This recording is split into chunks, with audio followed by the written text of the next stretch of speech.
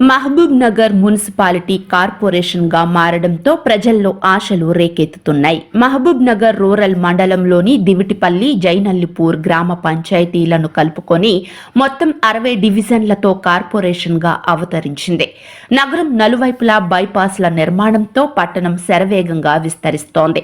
పాత కాలనీలతో పాటు కొత్తగా వెలుస్తున్న కాలనీలలో సమస్యలు, కొత్తగా ఎన్నిక కాబోయే కార్పొరేటర్లకు స్వాగతం పలికేందుకు సిద్ధంగా ఉన్నాయి. తెలంగాణ ఆవిర్భావం తర్వాత మున్సిపాలిటీలు బీఆర్ఎస్ నేతల పాలనలోనే కొనసాగుతూ వచ్చాయి.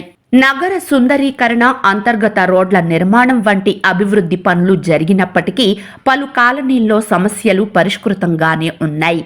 వీధి లైట్లను నిర్వహణ, పారిశుద్ధ్యం, సీసీ రోడ్ల నిర్మాణం, అంతర్గత డ్రైనేజీ వ్యవహారాలు, మిషన్ భగీరథ పనులు అసంపూర్తిగా మిగిలిపోవడంతో ప్రజలు తీవ్ర అసంతృప్తితో ఉన్నారు.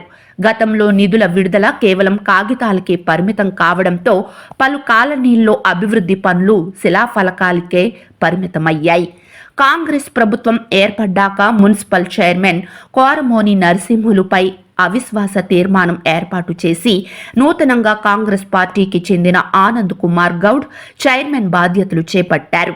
అతి తక్కువ కాలంలోనే కాలనీల్లోని సమస్యలను పరిష్కరించేందుకు ప్రయత్నించారు. శరవేగంగా పనులు పూర్తి చేయించి ప్రజల మెప్పు పొందారు. కార్పొరేషన్ గా అవతరించినంత మాత్రాన నేతల తీరులో మార్పు రానంత వరకు సమస్యలుగానే మిగిలిపోతాయని రాజకీయ విశ్లేషకులు అభిప్రాయపడుతున్నారు.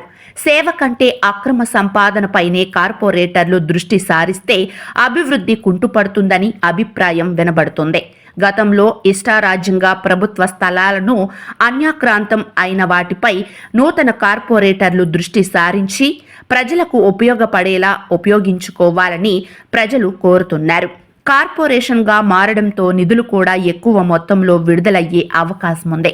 నిధులను సక్రమంగా వినియోగించుకొని పాలమూరు కార్పొరేషన్ను రాష్ట్రంలో అగ్రగామి కార్పొరేషన్ గా తీర్చిదిద్దాలని ప్రజలు కోరుకుంటున్నారు.